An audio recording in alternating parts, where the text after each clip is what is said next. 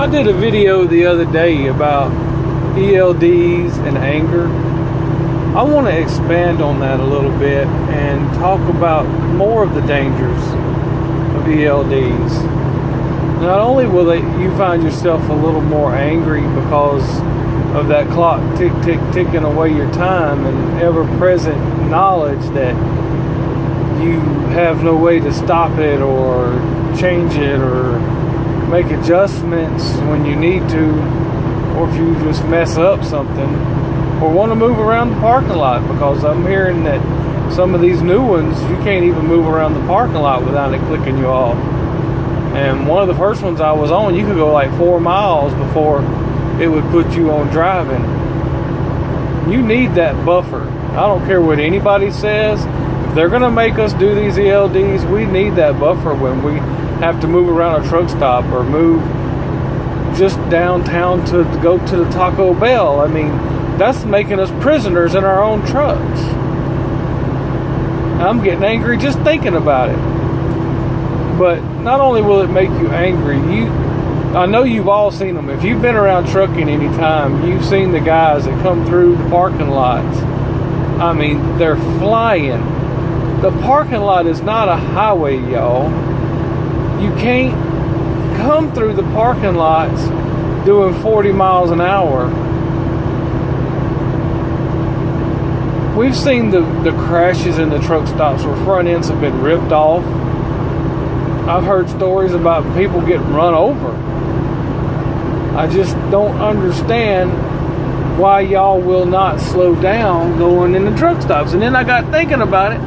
What if they're on them last few minutes to get that clock stopped before they go into violation?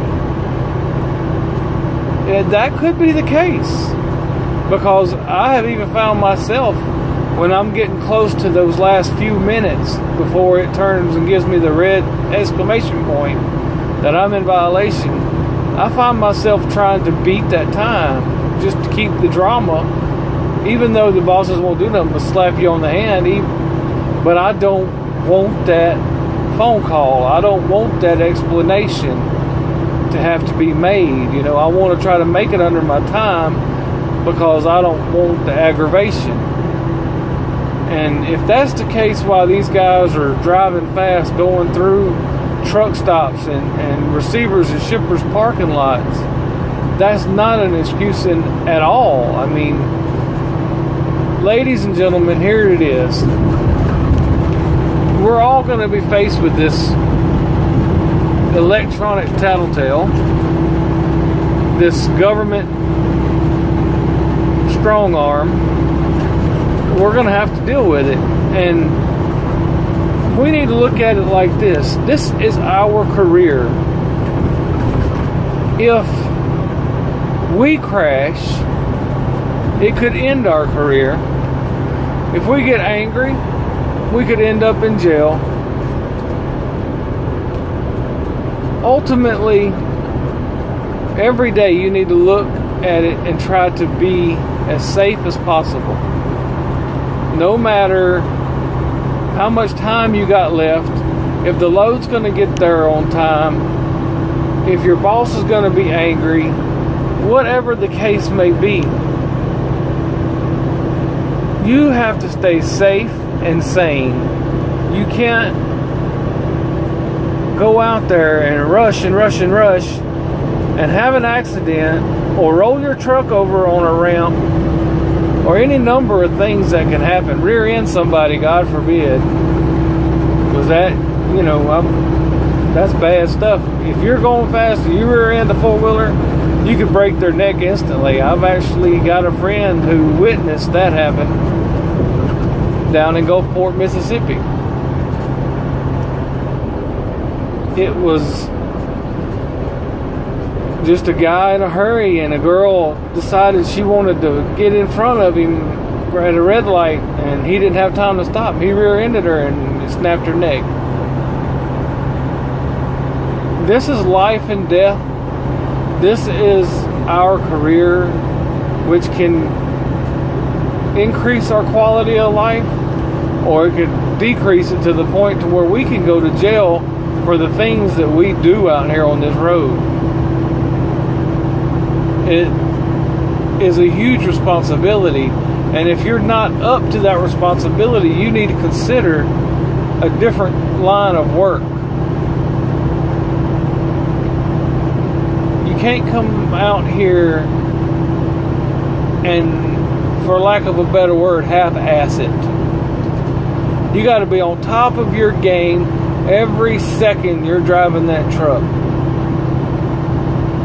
You can't have your mind at home, or mind on a video game, or mind on a hamburger. You got to have your mind in the game. It's important to stay focused, to not get angry, to not rush because of some electronic tattletale that the government is demanding that we put in our trucks, with no way of stopping that time.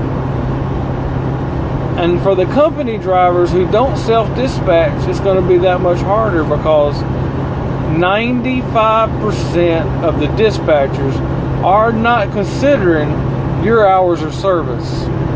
They're just trying to get a load moved, put a driver on a load, and if you get a service failure, they don't care. They put a driver on the load, and that's all that matters to them. I would not want to be a company driver or dispatched under electronic logs. It's going to be hard enough self-dispatched and not running out of time or not getting service failures, especially whenever these new devices are not going to give you that buffer zone for moving around. I think that is something that should be mandatory. We should have a 5-mile buffer zone before it clicks you on driving. That would be an enormous help, because if you want to go get something to eat, or the grocery store at home, you have that right, and you should have that right in a truck. You cannot make us prisoners in these trucks and expect everything to work out your way. I mean, big government, y'all need to think these things through a little bit better. No matter what happens, we'll make it, because we're truckers and we're tough. But that don't mean we got to like it. That's just like all the talk about speed limiters and neck sizes and sleep apneas. There's always going to be something new that y'all can pass to charge us money for. But don't make us prisoners in these trucks. And guys, y'all be safe.